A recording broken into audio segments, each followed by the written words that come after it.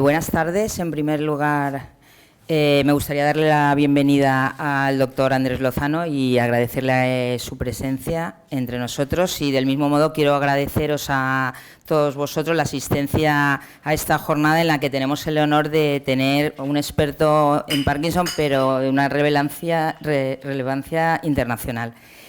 Desde Parkinson Valencia nos esforzamos por mantener a nuestros asociados, pacientes y familiares informados de los últimos avances que van teniendo lugar en lo que es en el tratamiento de la enfermedad.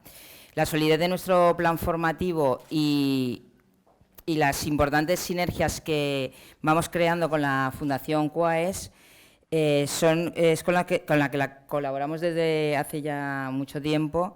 Nos permiten organizar sesiones como la que hoy os ofrecemos. Por este motivo quiero agradecer a la Fundación QAES el hecho de haber contado con nosotros y nuestros socios y darnos la oportunidad de conocer a una eminencia como es el doctor Lozano. Y antes de ceder la palabra al doctor Vicente Bello, que es el director científico de ERESA, que presentará ya de una manera más exhaustiva al doctor Lozano, me gustaría pediros 5 minutitos para ver nuestro vídeo, que es un fiel reflejo de lo que se hace aquí día a día y de la fuerza que nuestra asociación y el papel que desempeña en la vida de lo que son los pacientes con Parkinson. Un papel que creemos firmemente y por el que vamos a seguir trabajando. Bueno, muchas gracias por venir y espero que disfrutéis de la charla. Bien, lo primero, buenas tardes a todos, familiares, pacientes y profesionales vinculados a la enfermedad del Parkinson. Lo primero que yo quisiera señalar es la importancia de este tipo de asociaciones. Realmente, de cuando yo empecé a estudiar la carrera de medicina a lo que hoy en día es el ejercicio de la profesión de la medicina, el cambio ha sido radical. Es decir, los profesionales cada vez presenciamos que nuestros pacientes están más informados y tienen mejor conocimiento de la enfermedad. Muchas veces esta información que ellos disponen la obtienen alrededor de Internet y de toda la revolución que ha sido en el conocimiento de Internet. El problema que tiene Internet muchas veces, o el sistema Google, es que ordena la información en función de las veces que se accede a ese dato, sin tener en relación su veracidad. Entonces, a lo largo de mi desarrollo profesional y ya como director científico de ERESA, me he encontrado cada vez con más frecuencia con la obligación moral de dar información veraz a los pacientes. Y siguiendo con este concepto de darle información veraz y, por lo tanto, permitir que, al fin y al cabo, sean los pacientes los que manejen su enfermedad, creo que es importante este tipo de reuniones. Reuniones planteadas en un contexto de igualdad, en donde el deseo es dar información, que los pacientes conozcan qué alternativas tienen y ver en qué casos esta información que damos les puede ayudar o no en su enfermedad. Después de esta introducción, históricamente la neurocirugía funcional se basó en un principio en producir lesiones en lugares estratégicos del cerebro que producían cambios. Este tipo de neurocirugía, con el tiempo, cambió a un tipo de neurocirugía de estimulación de áreas anatómicas.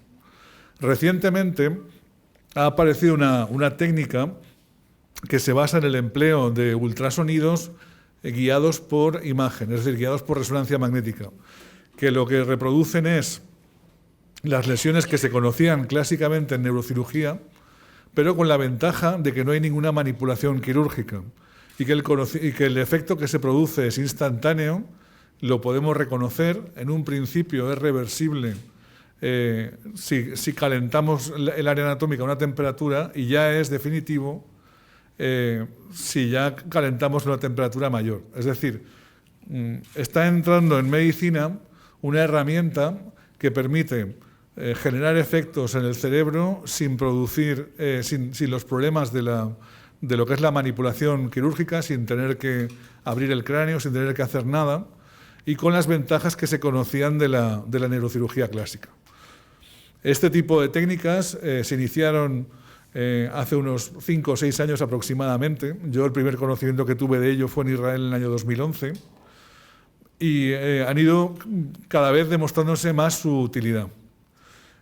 A continuación les voy a presentar al doctor Andrés Lozano, que es una de las personas, si no quizá el líder y pionero de esta técnica a nivel mundial. O sea, estamos ante un absoluto lujo porque se junta una persona con un enorme conocimiento como neurocirujano, pionero de su técnica, referente, y además que es de origen español, con lo cual nos puede hablar en castellano y nos podemos entender perfectamente con él. Y sin más dilación, porque yo creo que la persona que el interés real de esta reunión lo tiene Andrés Lozano, pues permitidme darle la palabra a don Andrés Lozano, que es catedrático de neurocirugía en Toronto y pues, autor de numerosas publicaciones, algunas de ellas en el New England Journal of Internal Medicine, que es la revista científica más importante o de mayor impacto científico en el mundo. Cuando quieras, don Andrés. Bueno, pues muchas gracias Vicente y Julia por la invitación. Es un gran placer estar aquí con ustedes. Yo vivo en Canadá, vivo en Toronto y vengo a España una vez o dos al año. Es mi segunda vez en Valencia. Creo que la primera vez, doctor Guiteres, me invitaste hace 9 años. Suelo solamente hablar en castellano cuando vengo a España, entonces una vez o dos al año hablo en castellano. Yo trabajo como neurocirujano en Toronto. Me dedico a este campo de neurocirugía funcional y durante los últimos 25 años estoy haciendo este tipo de cirugía. Nací en Sevilla, pero ya de pequeño nos fuimos a Canadá, pero sin embargo me encanta volver y siempre digo que sí cuando me invitan a venir a España. Entonces, lo que voy a hablar hoy, y tengo algunas diapositivas, es sobre una nueva técnica para tratar los trastornos de movimiento que tienen los pacientes de Parkinson y también pacientes con otros trastornos de movimiento tales que el temblor esencial. Entonces, voy a ir ahí. Bueno, lo que vamos a hablar es sobre este tema de ultrasonido a alta frecuencia. No sé lo que ha pasado aquí. Ha desaparecido.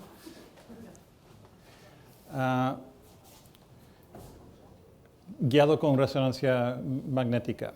Y el problema que vamos a tratar sobre todo es el problema del temblor. ¿Por qué se tiene temblor?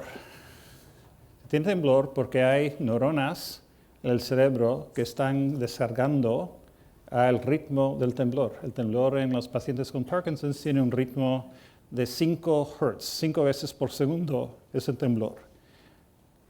Ese temblor existe porque hay neuronas en el cerebro que están disparando a exactamente el mismo ritmo. Y eso se puede mostrar aquí. Aquí hay un registro de una neurona en el núcleo subtalámico. Y normalmente los pacientes con Parkinson, por ejemplo, tienen épocas de temblor y épocas sin temblor.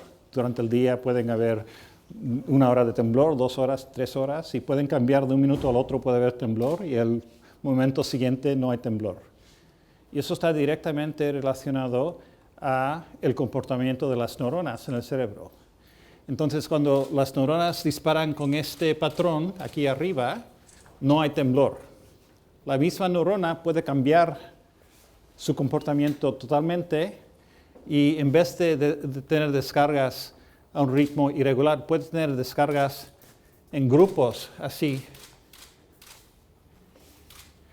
Estas descargas ocurren cada 200 milisegundos. Quiere decir que 5 veces por segundo hay este grupo de descargas en las neuronas y esas son las neuronas que producen el temblor. Cada vez que hay un grupo de descargas juntas así, hay un movimiento de temblor.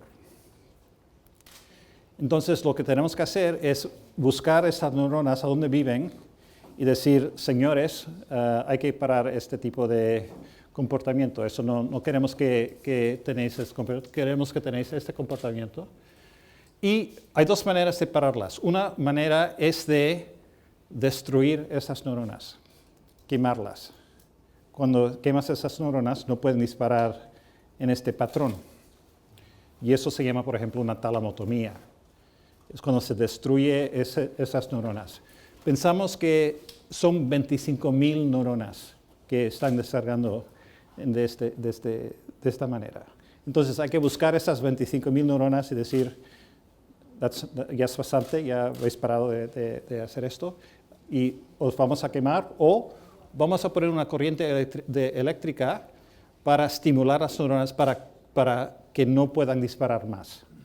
Y eso es entonces hacer o una lesión para destruir esas neuronas o utilizar la estimulación cerebral profunda para dar una corriente para bloquear que esas neuronas puedan disparar. Entonces son las dos estrategias. O se destruyen las neuronas o se utilizan una corriente eléctrica para paralizar las neuronas. Son las dos opciones que tenemos. Eso siempre en pacientes que los fármacos no son suficientes. Si usted va bien con los fármacos, no hay que operarse, no hay que tener nada más. Pero sin embargo, si a pesar de los fármacos usted tiene problemas, si tiene temblor, si tiene equinesia, entonces tienen que mirar la posibilidad de la cirugía, el papel de la cirugía o del tratamiento quirúrgico. Entonces, la pregunta para nosotros como cirujanos es, ¿a dónde están esas neuronas y cómo las podemos parar que disparen en este patrón patológico? Y hemos visto que esas neuronas, muchas de ellas viven en el tálamo. Esto es el tálamo humano. Y hemos mapeado esas neuronas, hemos mapeado 500 neuronas en 40 pacientes con temblor. Y hemos visto que hay una nube de actividad donde esas neuronas viven, ¿no? Y la mayoría viven en este núcleo que se llama el núcleo VIM. Y este núcleo es la diana preferida para la cirugía. Tenemos que buscar esas neuronas que están en esta parte del cerebro y o las destrozamos con una lesión con radiofrecuencia, con otra lesión con ultrasonido, o ponemos un electrodo aquí para ver si podemos bloquear su actividad. Hace muchos años, desde los años 50, se están haciendo lesiones en esta parte del cerebro, del tálamo.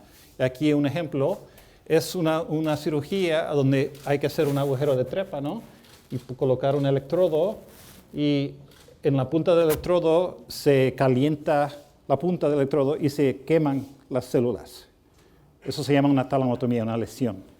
Y aquí el resultado de una lesión, que esto quema esas 25.000 neuronas que producen este problema. Y eso es muy eficaz, pero sin embargo hay que hacer un agujero en el cerebro y hay que introducir un electrodo hasta llegar a la diana. Y eso se llama una talamotomía por radiofrecuencia. Es una opción para los pacientes con temblor. Otra opción es de colocar un electrodo. Exactamente en el mismo lugar, pero ahora colocamos un electrodo. Aquí vemos un electrodo con 4 contactos y esto es la estimulación cerebral profunda. Este electrodo se coloca en este lugar del cerebro y se conecta a través de un cable a un marcapasos. Y este marcapasos es una pila que alimenta la corriente para descargarla en el cerebro.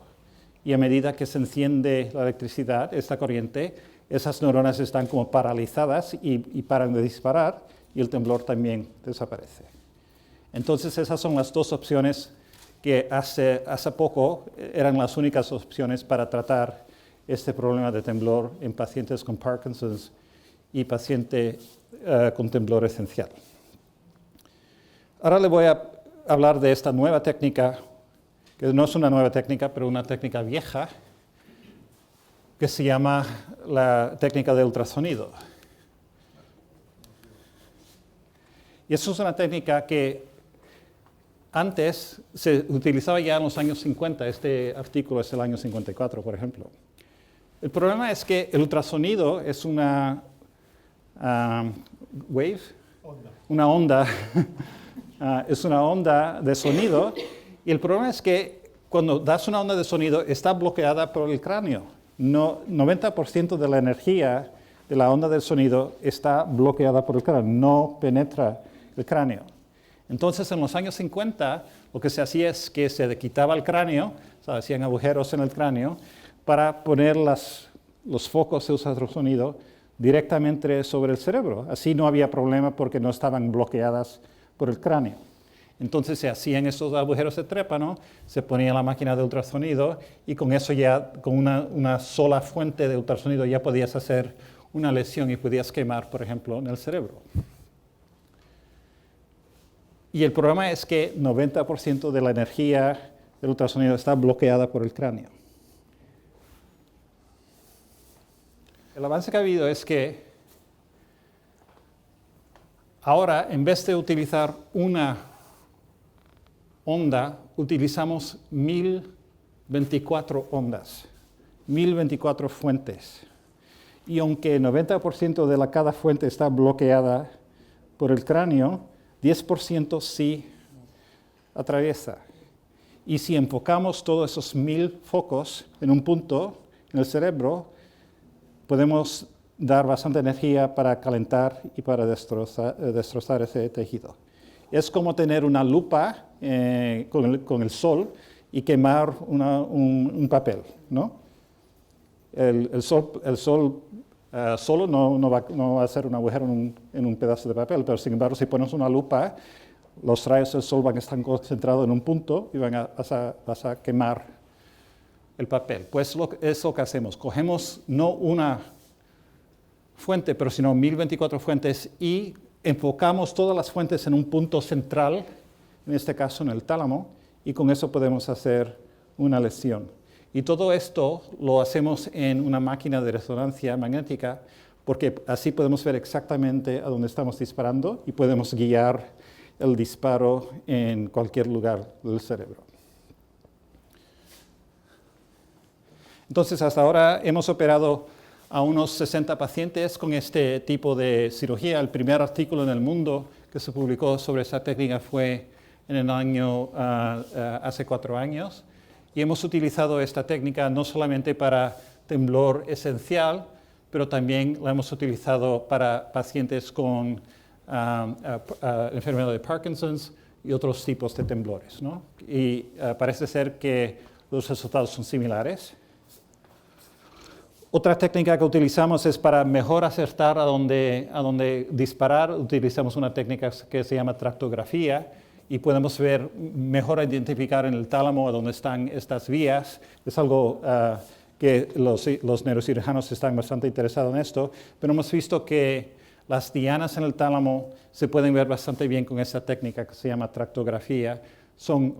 Esta es la región que pensamos que es la mejor para los mejores resultados.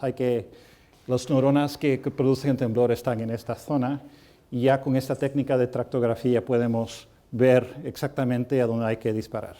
Y eso nos da una confianza enorme porque los resultados son mejores y tenemos menos efectos adversos y sabes exactamente a dónde tienes que disparar.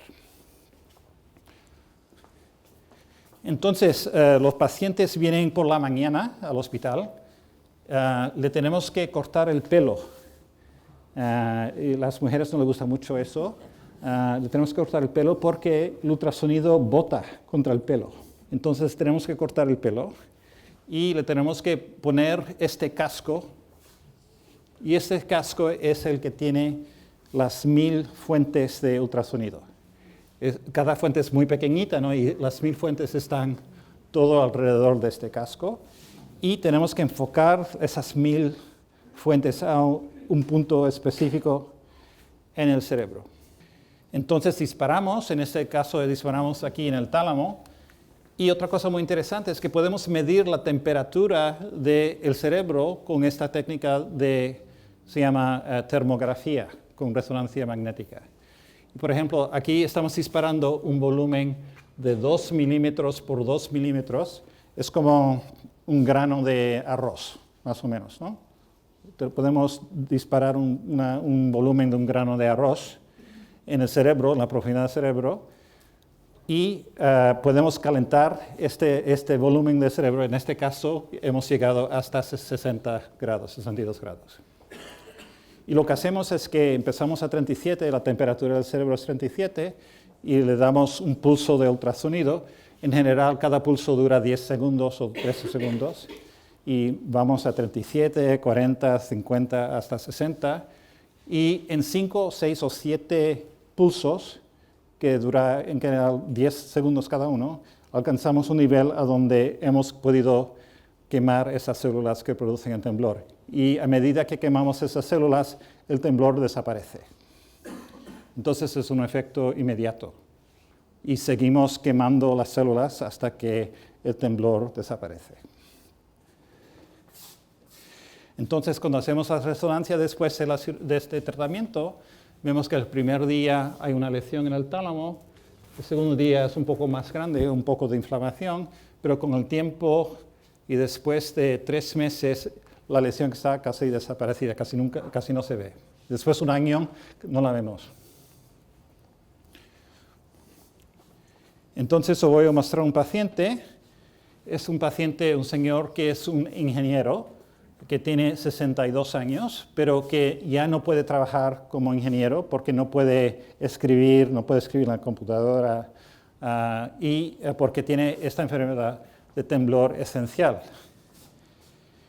Y es un hombre que ya era calvo, no era necesario, ya estaba bien preparado porque no le cortamos el pelo, ya venía bien preparado para esto. Entonces es un hombre con temblor esencial que tenía esta enfermedad desde la edad de 25 años y cada año iba de peor a peor, tomaba fármacos, pero sin embargo, aunque tomaba los fármacos, no estaba bien tratado y tenía este problema de temblor. Entonces, esta es por la mañana que viene al hospital y se ve el temblor que tiene. Aquí le estamos preguntando que beba un vaso de agua y dice que no lo puede hacer. Y aquí le estamos pidiendo que escriba su nombre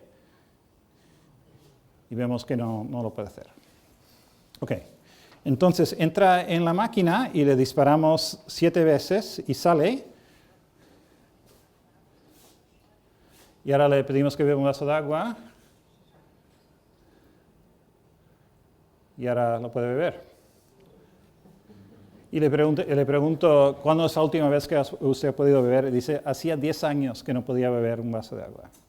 Y eso después de estar una hora en esta máquina, ya se le ha desaparecido el temblor, ¿no? Entonces es una técnica que es no invasiva, no le abrimos de la cabeza, solamente le mandamos esos focos. Y ahora estamos haciendo este tipo de cirugía en pacientes externos que vienen por la mañana, se hace y ya el mismo día ya se pueden ir a su casa.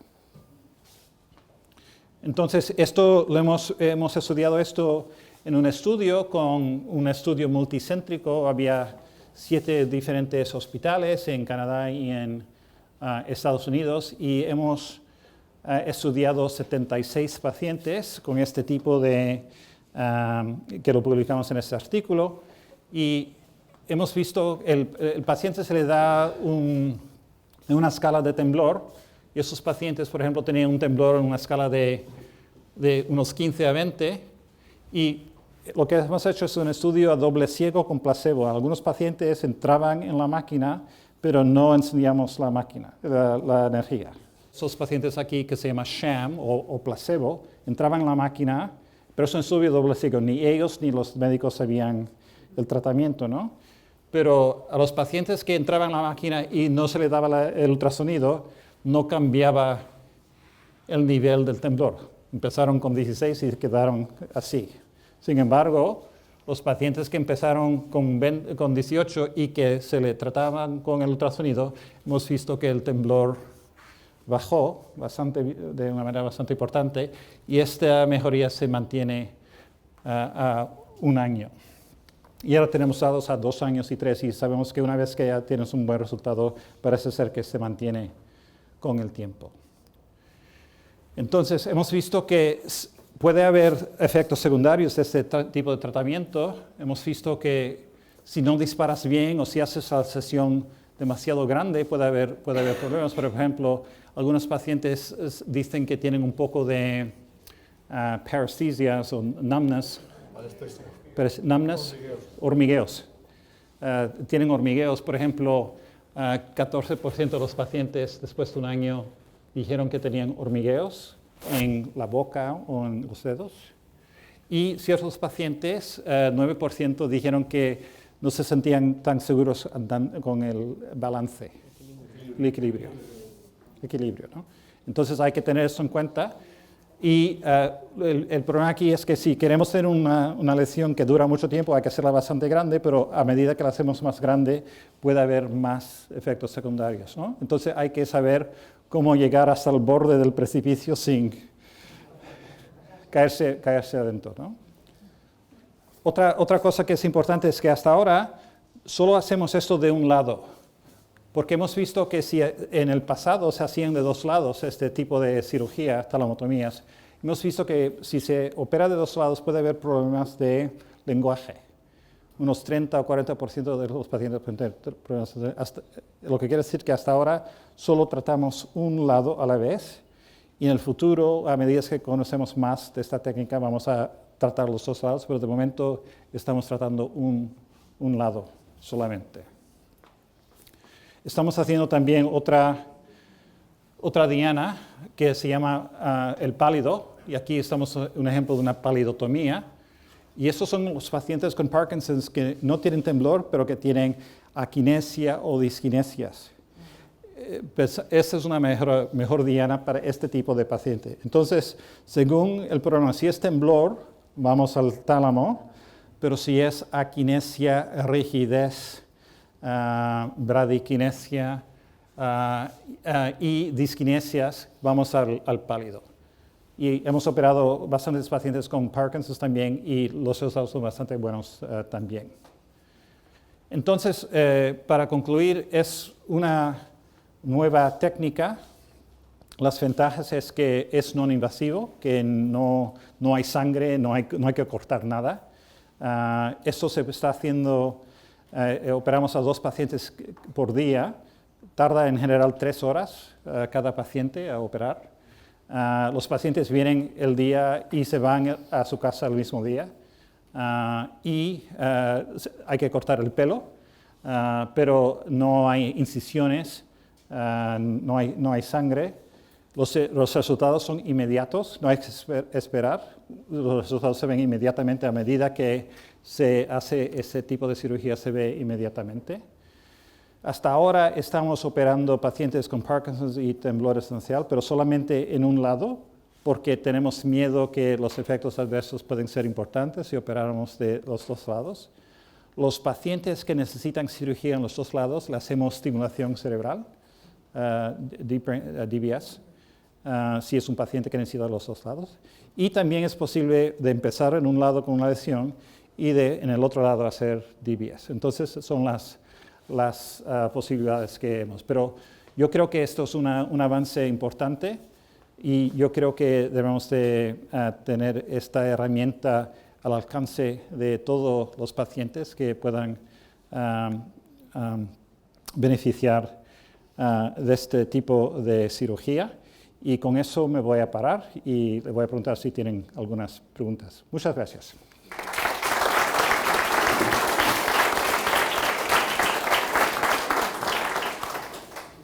Muchas gracias por la conferencia y por la claridad con la que nos ha proporcionado la información. Yo quería hacer una pregunta y es sobre la elección de la diana. El famoso grano de arroz que ha comentado, que alguna vez he oído que se pensaba que era una zona homogénea del cerebro, pero que ahora parece ser que incluso dentro de ese grano de arroz hay distintas zonas que pueden responder con el tiempo a provocar algunos problemas o algo. En fin, la elección de la diana era un poco la pregunta. Sí, bueno, algunos piensan que debe ser un grano de arroz, otros que debe ser un guisante, y dependiendo del tamaño, ¿no? Y no es igual también hacer una lesión que hacer estimulación. Son 2 cosas un poco diferentes, ¿no? Porque la lesión es inmediata y los efectos adversos son inmediatos también. Con la estimulación uno puede graduar la estimulación, la corriente y la dosis, ¿no? Y alcanzar más y más volumen. Entonces es algo que es más variable. El punto de vista de la diana, hay fundamentalmente 2 o 3 dianas.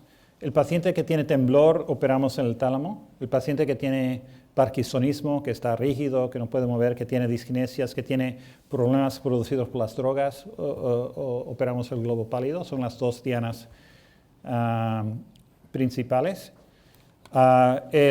Mi opinión es que, al punto de vista del beneficio, del nivel de beneficio, el ultrasonido y la estimulación cerebral profunda son equivalentes.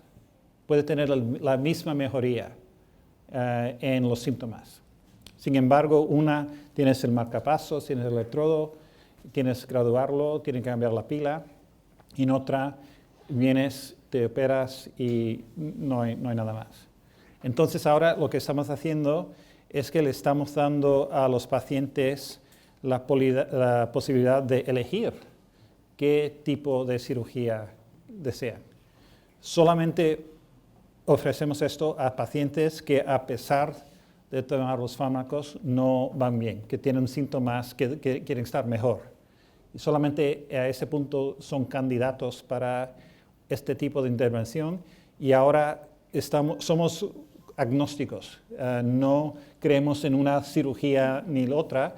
Sin embargo, sabemos que hay ciertos pacientes que prefieren un tipo de cirugía o otra. Hay algunos pacientes, por ejemplo, que tienen mucho miedo de los cirujanos, no sé por qué, pero le tienen miedo, y ellos creen que esta técnica de ultrasonido les da menos miedo que las otras, y ellos escogen esos. Pero hay otros pacientes que quieren los electrodos. Entonces ahora yo creo que lo importante para los pacientes y para los médicos es de tener un menú de posibilidades, y que el paciente, según sus necesidades y lo que él prefiere, que él escoja un tratamiento o otro. Entonces lo que esto hace es verdaderamente dar más posibilidades al paciente, que pueda elegir entre más posibilidades.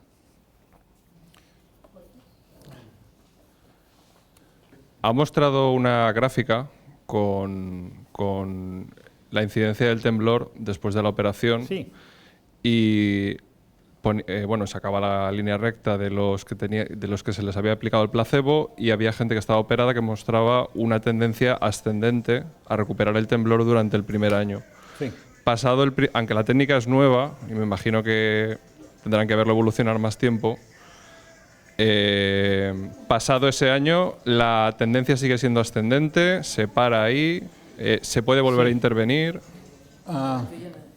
Tenemos ahora datos en esos mismos pacientes para el segundo año, y la línea se mantiene. No, se estabiliza. Está estable, sí. Entonces lo que vemos a un año, a 2 años también se mantiene. Y más de 2 años no tenemos datos, pero a 2 años sabemos que es equivalente a lo que vemos a un año. Sí. Gracias. Mi pregunta iba dirigida en la misma dirección. De hecho, ese índice va subiendo y se estabiliza, pero que suba quiere decir que el temblor es mayor. ¿Eso puede querer decir que hay células, neuronas defectuosas que se están regenerando? Sí. Hay ciertos pacientes que al principio han tenido un buen resultado y después han perdido el beneficio. Y eso hemos visto en 5 o 10% de los pacientes que tienen una recurrencia, el temblor reaparece. Y en esos pacientes se pueden reoperar. Ya hemos reoperado a un paciente que tuvo un beneficio por 2 meses del temblor, después el temblor volvió como si nada, y le reoperamos, y ya después de la segunda vez ya tiene un buen efecto. Y eso es porque seguramente la primera vez le hicimos la cirugía demasiado pequeñita, y había que hacerlo un poco más grande. O sea, la diana, en el primer caso, no tenía, la región de diana era demasiado pequeña. Sí, el volumen de células que hemos tenido ha sido demasiado pequeña. Tendría que haber más volumen de células, sí. Era la misma diana, pero hacer la lesión un poco más grande. Sí. Buenas tardes, me llamo Eloy Murciano y soy de la asociación y tengo trastornos de movimiento. yo quería decirle que nos ha comentado, según mi información, la estimulación cerebral profunda tiene unos beneficios y unas contraindicaciones que digamos que están más o menos igual.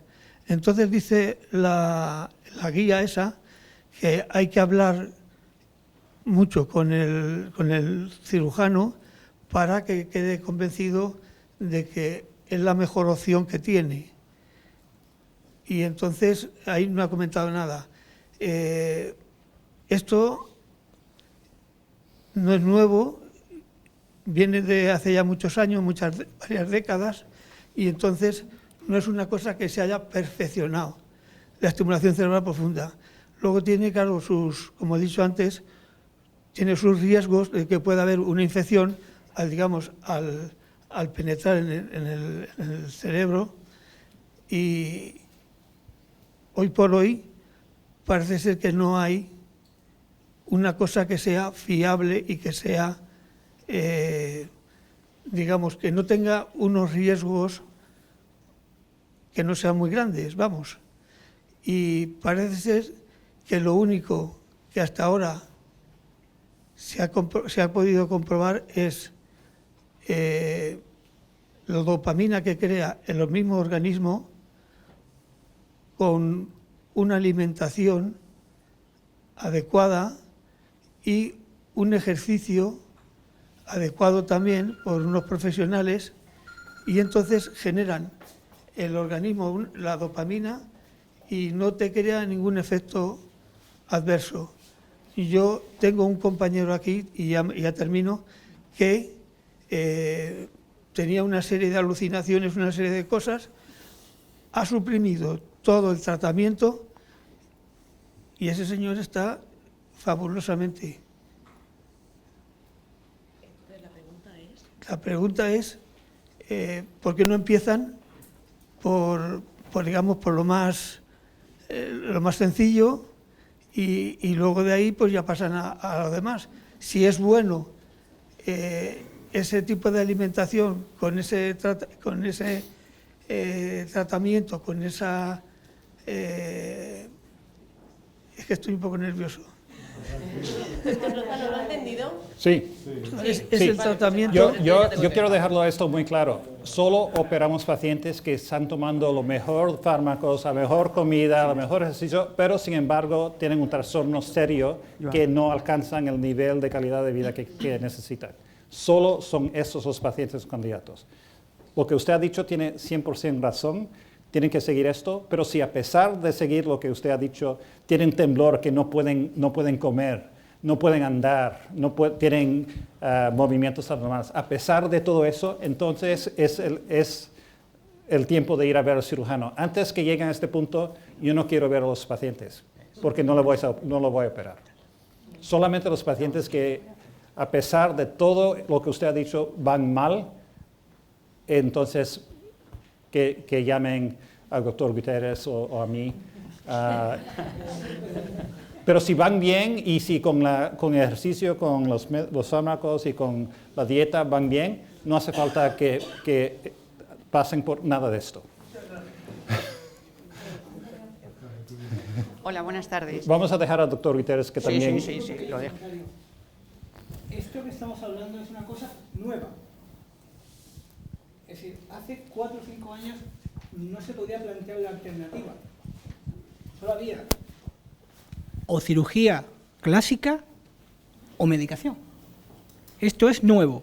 Sobre viejas técnicas de hace 50 años se ha desarrollado un procedimiento lesional novedoso. Quiero insistir en ese aspecto, que hasta hace 5 años esto era impensable. Otra vez, buenas tardes. Bueno, quería preguntarle, por ejemplo, mi marido es diabético y el temblor, él puede comer solo y, o sea, Sí. su aseo personalizado.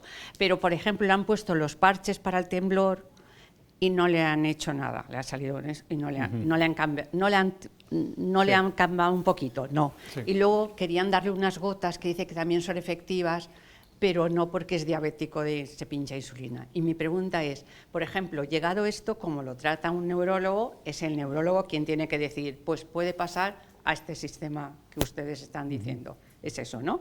Más o menos, para tener una idea. Sí. También los pacientes diabéticos, el nivel de infección, si se le pone un electrodo, es más alto. Las heridas no se cicatrizan bien. Entonces, los pacientes que tienen un riesgo más alto, yo creo que es mejor hacer este tipo de cirugía con ultrasonido que tienes menos riesgos, ¿no? Porque no hay un dispositivo, no hay electrodos, no hay nada que se infecte.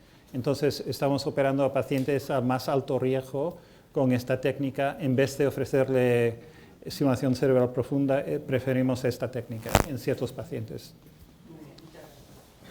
Buenas tardes. Primero que todo, muchas gracias por su conferencia, doctor.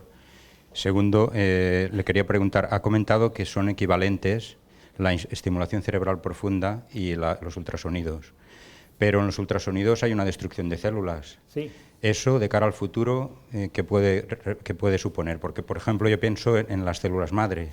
Si algún día, el día que se ponga a punto el mecanismo de recuperación de todas las células, ¿qué podría suponer eso? Sí, yo creo que las células madre son importantes, pero verdaderamente yo creo que de aquí a los próximos 20 años no van a tener ningún impacto en la enfermedad de Parkinson. Las células madres ya estamos trabajando en eso 20 años y hasta ahora no han alcanzado un nivel que son útiles para el establecimiento de tratamiento clínico. Así que yo sé que es una gran esperanza, pero yo creo que en realidad no alcanzamos con las células madres hasta ahora porque no son células que se integran y que reconstruyen los circuitos del cerebro. Así que yo no soy gran entusiasta de las células madres y si fuera mi padre o mi hermano le diría que se olvide de eso, porque la verdad, de aquí a los próximos 20 años no creo que va a tener un papel importante. Es muy lento. Sí, yo creo que también hay que pensar como si esto fuera como un cáncer, estas células que están disparando de esta manera y están produciendo problemas. Nadie tiene problema de ir en el cuerpo y de quitar un cáncer. Es una ablación, ¿no? Es una lesión, hacer una lesión. Esto son células que están causando problemas, que no sirven para nada, solo están causando problemas y las vamos a destrozar y parece ser que no hay efectos secundarios ligados a eso. Entonces, eso es una cuestión de calidad de vida. Si usted puede funcionar bien y está satisfecho con lo que tiene desde el punto de vista de los síntomas, bien. Pero, sin embargo, si usted no puede comer, no puede escribir, no puede beber agua, es algo serio, ¿no? Y entonces cada paciente lo tiene que decidir. Cada paciente tiene su propio nivel de a dónde él quiere o no quiere una intervención. Y es algo muy personal. No es nada que uno puede tener una regla general. Hay unos pacientes que tienen enfermedades muy leves y sin embargo se quieren operar. Y otros que están con unos movimientos enormes y no se quieren operar, ¿no? Un trastorno enorme. Entonces cada paciente tiene que escoger lo que hay. Pero pero las células madres no tengo mucho entusiasmo de esto. Yo quería añadir que en el tálamo no hay células madres. Que quede claro. Eso además, las células madres están en el bulbo olfatorio y en el arquicórtex, alrededor del hipocampo, en regiones anatómicas muy distantes. Nosotros, porque lesionemos el núcleo BIM del tálamo, no vamos a lesionar ninguna célula madre. El ejemplo que uno debe de entender es como si unas neuronas que dependen de otras, su control, por efecto de la enfermedad, han entrado en descontrol. Entonces, lo mejor es destruir esas células descontroladas que dejarles que provoquen esos síntomas. ¿Cuándo llegará a España Ya está. ultrasonido? Ya está. Ya está. Buenas tardes. ¿Podrías... Un segundito, Eloy, por favor. ¿Podrías describirnos el paciente candidato? Sabemos que para cirugía, para DBS, cuando hay presencia de trastorno de control de impulsos, demencia, determinadas edades, son pacientes que se descartan. Aparte de la voluntad de la persona de participar en esta cirugía, ¿cuál es vuestro target a la hora de decidir a quién se lo podéis proponer y a quién no? Es bastante simple. Para pacientes que tienen temblor, si siguen teniendo un temblor a pesar de los fármacos, un temblor que interfiere con su vida, es candidato. Es muy simple. No hay más. Entonces, un criterio que tiene temblor, un temblor que es significativo, que le produce problemas y que no responde de manera adecuada a los fármacos. Es todo. La edad no es... Hemos operado a un paciente de 90 años porque no es una operación grande, ¿no? Es una operación que tiene que estar en la resonancia 3 horas. Si puedes sobrevivir 3 horas de resonancia, eres buen candidato. No hay que abrir el cráneo, no hay sangre.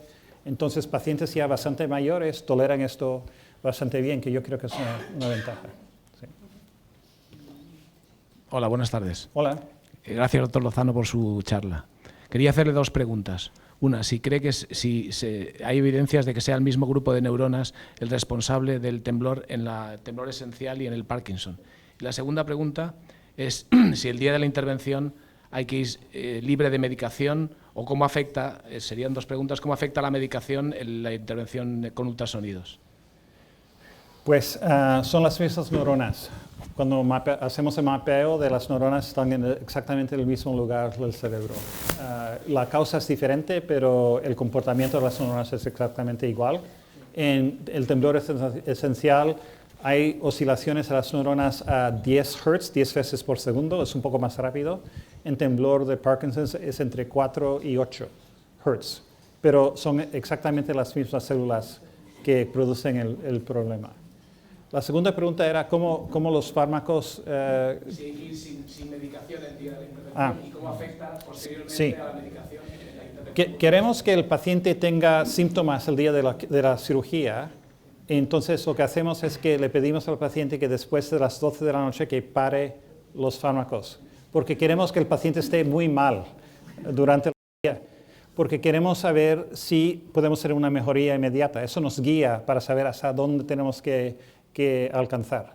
Si el paciente está muy bien el día de la cirugía, perdemos esta información, ¿no? Entonces, queremos que el paciente esté muy mal durante la cirugía, lo que quiere decir que no tome los fármacos desde la noche antes, para que tenga temblor, para que tenga rigidez, para que tenga eso, porque queremos ver que a medida que operamos, que hay una mejoría inmediata en esos síntomas. ¿Cómo afecta posteriormente a la medicación? Es una buena pregunta porque, como le he explicado, hasta ahora operamos solo un lado del cerebro. Lo que quiere decir que un lado del cerebro que necesita menos medicación. Sin embargo, el otro lado no le importa. El otro lado dice, yo quiero mis fármacos, como siempre.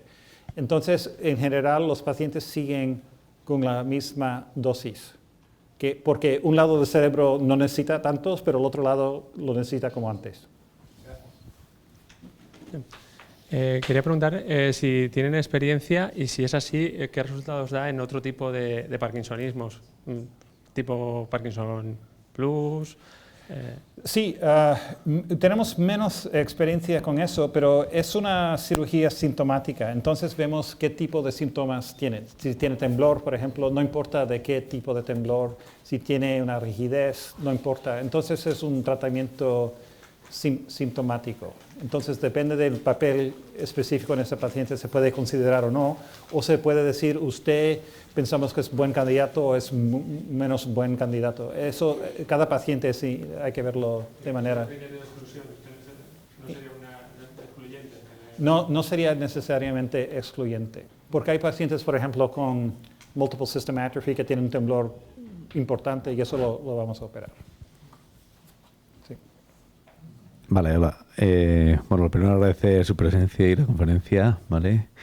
Y tenía 2 preguntas. Una era por qué eligen el globo pálido interno y no el núcleo subtalámico para la cirugía del Parkinson, porque ahora estamos operando el subtalámico. En pacientes más discinéticos, el globo pálido interno puede ser mejor, es más accesible y más grande el globo pálido interno, pero los resultados se han visto que son mejores con el subtálamo. Y luego, pues no deja de ser una técnica lesiva. Y bueno, yo he visto muchos pacientes y la ventaja que te ofrece la cirugía funcional es que tú, a la medida que el paciente empeora, tú puedes modificar parámetros y mejorar el paciente. tenemos dos armas, el fármaco y la estimulación cerebral profunda, y vamos variando los parámetros, tanto la amplitud, la anchura de pulso, la frecuencia, en función de cómo va evolucionando el paciente. Esta no deja de ser una técnica lesiva y en un futuro no puedes modificar esos parámetros, que sí que te permite la cirugía funcional. Entonces eran dos preguntas. El núcleo subtalámico, ¿por qué no lo eligen? Hay varias dianas que son posibles, incluyendo el núcleo subtalámico, pero hay mucha menos experiencia en el núcleo subtalámico que en otras dianas. En Norteamérica, por ejemplo, nadie hace lesiones del núcleo subtalámico porque hay un riesgo de tener hemibalismo. Es un riesgo bastante importante y la gente no lo quiere hacer. Tienen demasiado miedo. El nivel de complicación, de esta complicación con una lesión en el núcleo subtalámico es entre el 10 y el 15%. Es curioso porque nosotros en el hospital clínico y no hemos visto con lesiones del núcleo subtalámico. Sí, no habéis operado bastante, por eso. No habéis operado. Pero en Cuba, en todos los lugares del mundo, es entre 10 y 15%. Si habéis tenido suerte, no sé cuántos casos habéis hecho, pero... ¿Estás hablando de lesiones en el núcleo subtalámico? ¿Estás hablando...? Yo me creía que estabas hablando de... no, ok, yo me creía que estaba haciendo lesiones, ok. No, hablo de cirugía funcional. Sí. Ok, ahora estamos hablando de DBS. Bueno, DBS sí, eso es magnífico y se puede graduar. Si eres un paciente joven, está estupendo. Pero si eres un paciente con 90 años que no puede beber un vaso de agua, el DBS, I'm sorry, pero no es buen candidato. Entonces, lo que estamos haciendo es dando otra vía de posibilidades para los pacientes. El DBS está ahí. Si quiere el paciente DBS, está ahí, lo puede tener. Ahora puede tener el DBS o esta nueva posibilidad. No es que el DBS va a desaparecer, lo contrario, va a aumentar. Pero sin embargo es otra posibilidad que ciertos pacientes no quieren electrodos, ciertos pacientes que tienen un riesgo alto de infección no son buenos candidatos, ciertos pacientes que tienen coagulopatías no son buenos candidatos a DBS. Entonces estamos hablando de tener, el DBS va a seguir. No hay problema y va a seguir y se va a ampliar. Sin embargo, ahora tenemos no solamente el DBS, pero otra herramienta nueva que también se puede ofrecer. Yo quería añadir una cosa más también. Aquí estamos hablando ahora a la luz de los conocimientos de ahora mismo. Es decir, la técnica de ultrasonidos está todavía empezando. Seguramente se perfeccionará. Una cosa que se va a perfeccionar mucho es todo lo que es la planificación guiada al FUS, porque ahora mismo admite secuencias muy primitivas de resonancia magnética que tienen muy mala resolución y que es difícil ver el subtálamo con ese tipo de secuencias. Y es mucho más fácil apuntar al pálido que al subtálamo. Creo que la probabilidad de si tú quieres lesionar el subtálamo va a ser, el riesgo de hemibalismo no puede que no sea un 15, sino que suba a un 30 o un 40%. En preguntas recogidas en los grupos, preguntan ¿cuánto cuesta la operación en Toronto y si usted operaría aquí? Pues sí, posiblemente. Es una técnica nueva en Toronto y hasta ahora nuestro gobierno no lo paga todavía. Entonces, cuando hay algo nuevo, tardan varios años a pagarla. En España hay dos centros que hacen este tipo de cirugía, uno en Madrid y otro en Barcelona. Entonces no hace falta ir al Canadá para operarse. Hace más frío en Canadá que aquí. Entonces ya tenéis esto en España, esta técnica. Bueno, yo quisiera decir que el doctor Lozano es advisor de ERESA en nuestro equipo de Madrid. Por lo tanto, él nos asesorará en todos los pacientes que hagamos y él también puede valorar a los pacientes. De momento, no sé yo exactamente cuál es la cantidad por la que está la cirugía guiada por FUS. No lo puedo decir con exactitud. Eso sería mejor que habláramos con el departamento comercial de ESA. Es que yo no me quiero pillar los pies. No quiero decir una cantidad y luego que eso no sea verdad.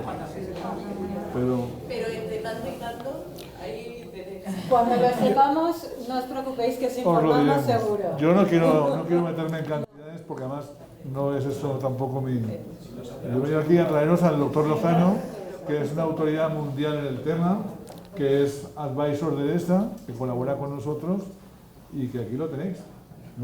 Bueno, yo voy a abusar un poco de la bienvenida que me han dado aquí en Valencia y voy a hacer otra pregunta, si no les importa.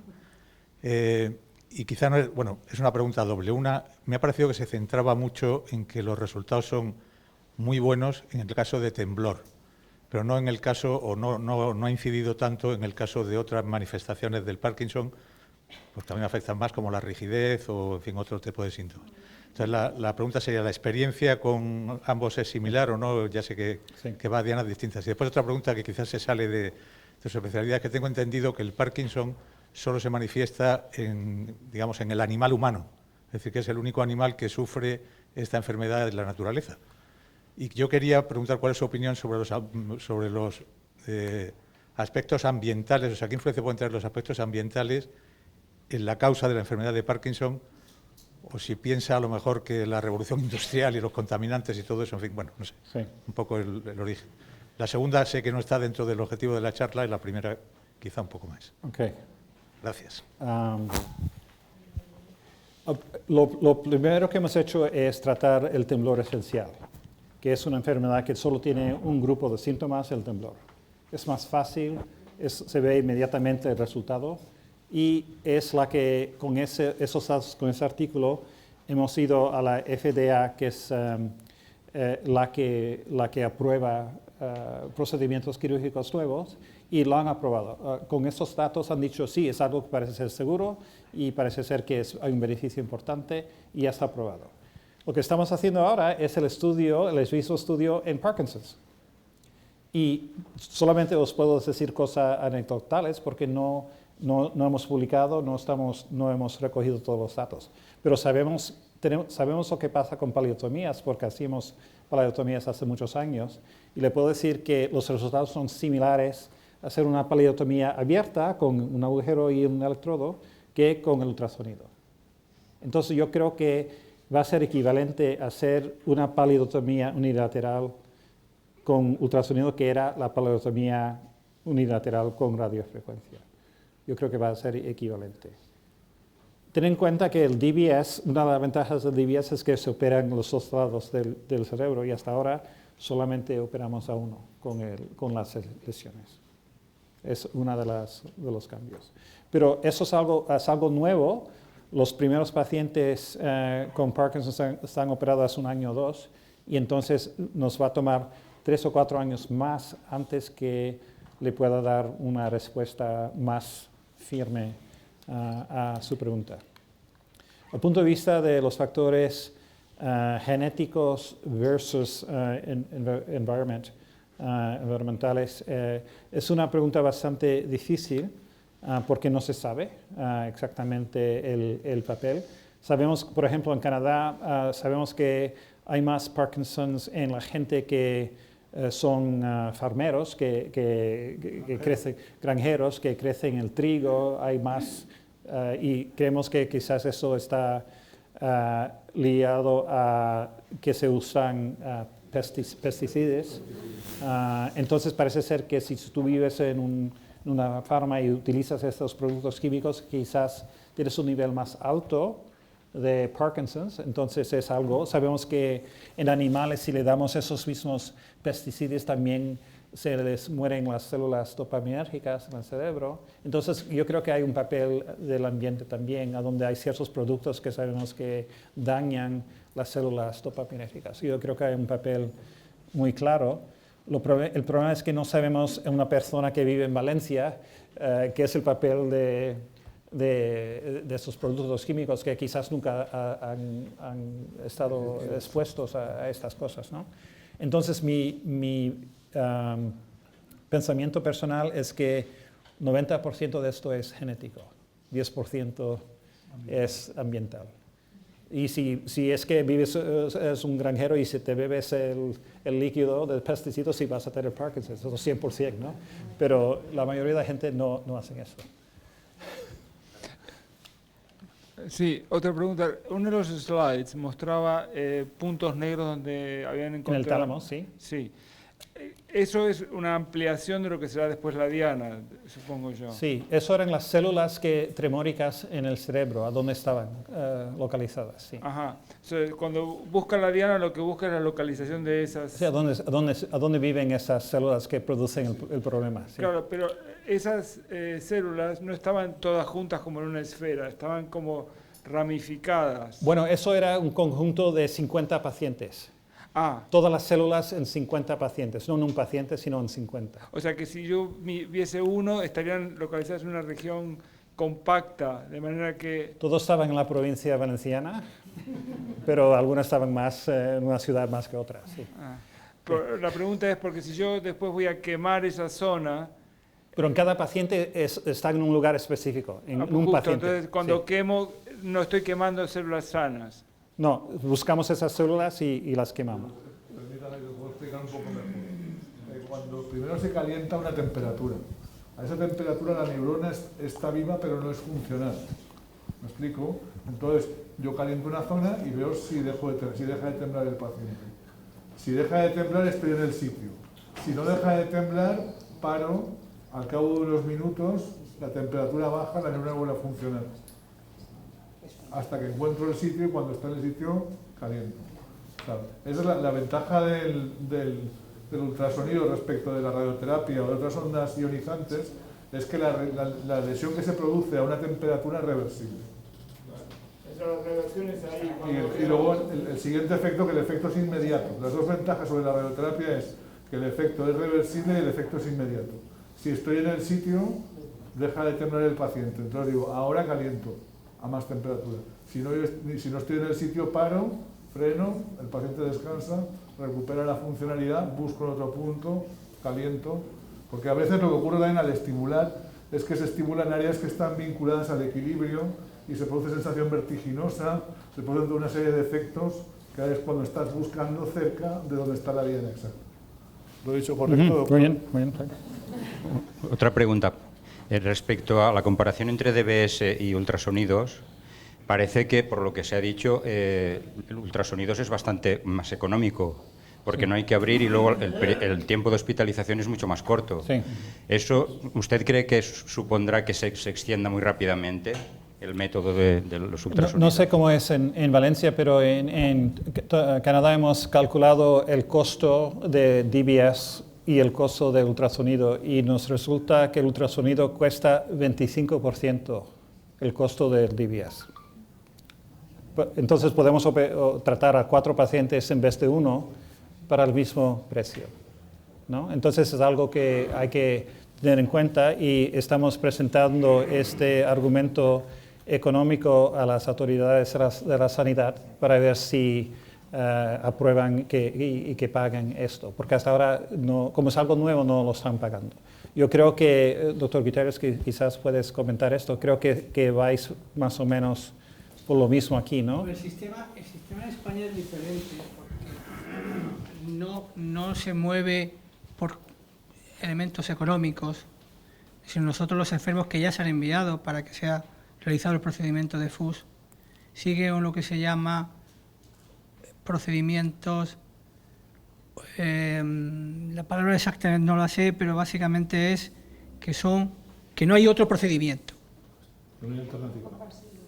No es uso compasivo, es que no hay una alternativa a este procedimiento. Es decir, que administrativamente hay una vía. Ya hay una vía, de hecho ya se están haciendo, hemos operado se han enviado varios enfermos a intervenir, con lo cual la estructura sanitaria en España eso sí que lo permite. Realmente estamos hablando de unos costes relativamente bajos.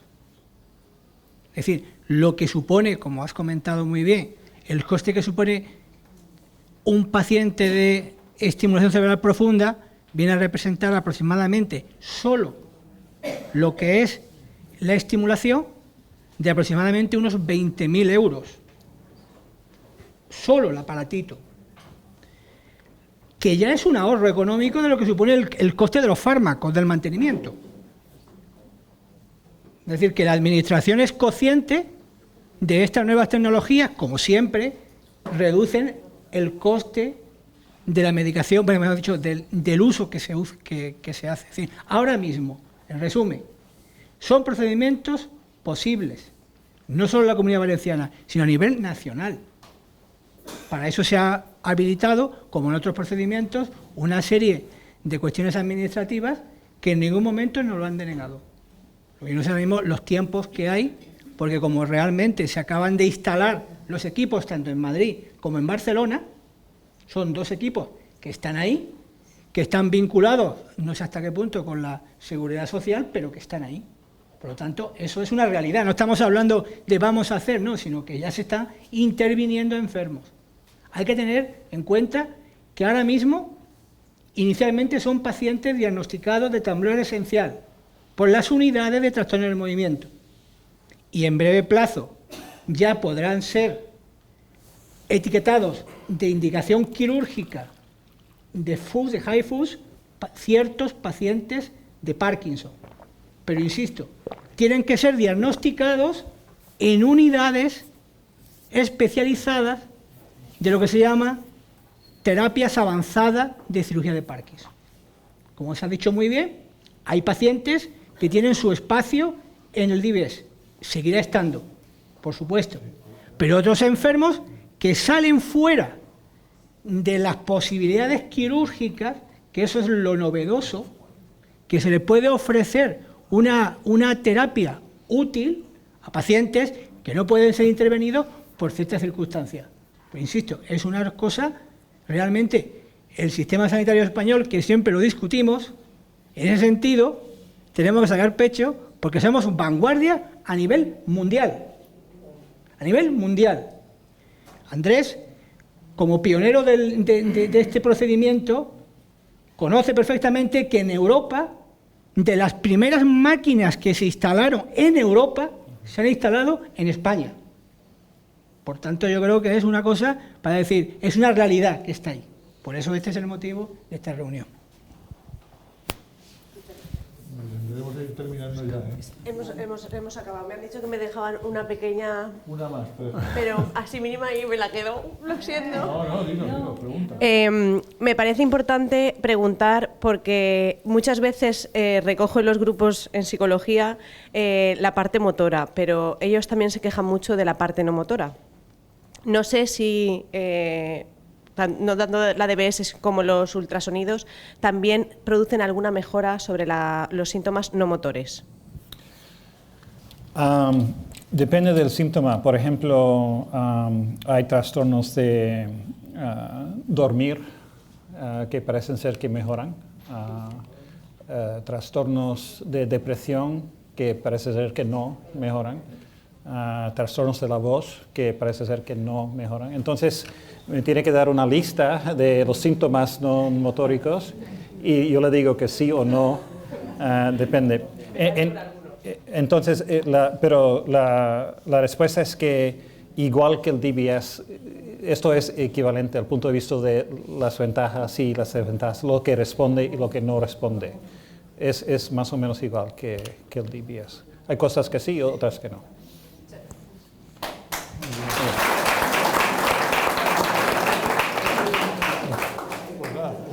Muy bien. Muchas gracias.